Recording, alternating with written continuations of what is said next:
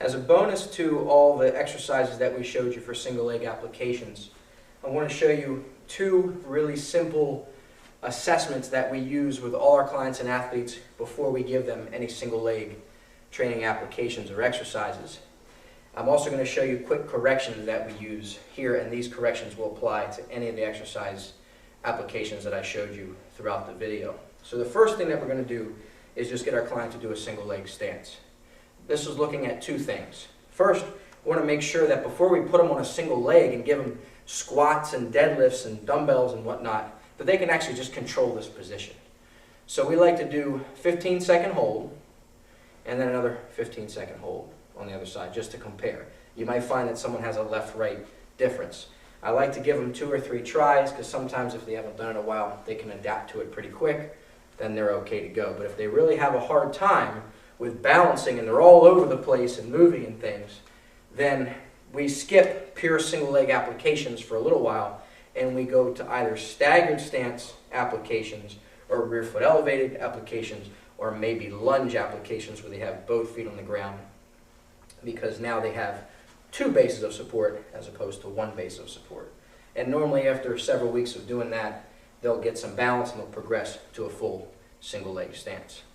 So that's number 1. Also, when we do the single leg assessment, this is called a Trendelenburg test. Again, I'm not a physical therapist, nor do I try to be one, nor do I encourage any personal trainer or strength conditioning coach to try to be one. But there are some basic physical therapy-ish tests that I think can help. This is one of them. So when the person goes on a single leg, watch their hip level. And basically pretending if their pelvis is a bucket of water, if when they lift up their right leg, their right hip drops like that, so water would be spilling out that way, that could tell you that this glute medius here, your glute medius on this side, so if this is my left glute medius, this is my right glute medius, this left glute controls your right hip, if you see that, so I'm pushing down to bring this up.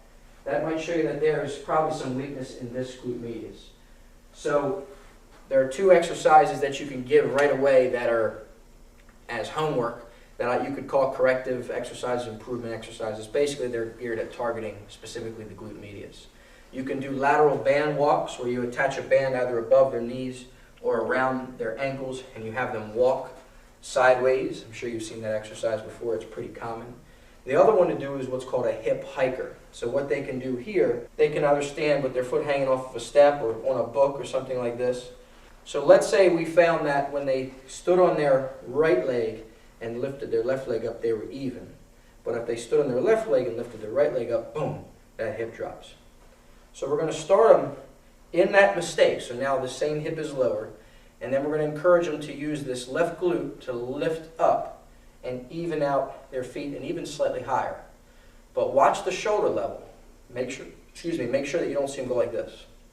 Because now they're using their different muscles. They're using their QL muscle, their quadratus lumborum, and not their glute medius. So we're just going to hike it, hold it for a few seconds, and bring it back. I'm going to show you from the profile, here, and return, here, and return. Show you from back. So again, this hip is lower, and I'm going to raise it. Down, and raise it. Down, and raise it. So that's the basic single leg stance. We're looking at control first. Can they balance? And then we're looking at, do they have some glute medius, optimal glute medius strength to then start adding some dynamic movement towards. The second movement assessment that we use here at Performance U to assess single leg ability is just a basic single leg squat. We don't coach it much. We just kind of demonstrate, say, hey, stand on one leg. As long as they have the balance to do it, which we already decided in the previous test, then we'll ask them just to kind of squat down. And we're going to look at the alignment of their hip, knee, and ankle. Now, it's okay if they have just a little bit of knee movement inside, but I don't want anything kind of look out of whack like that. It doesn't take a physiologist or a PhD in physical therapy to realize that that is not great alignment. Now, it's beyond the scope of this DVD to start talking about what's weak, what's tight, what to stretch, and all these things, and where our industry is moving now. We're looking at overall movement patterns and changing them. Well, this does that. Check this out. If I do a single leg squat and I reach the same side hand, so let's say I'm squatting on this leg and I'm holding my shorts up so you can see the knee alignment, and I have good alignment. I have pretty good alignment on this side. But if I start reaching here, look what happens to my knee. It pulls everything in.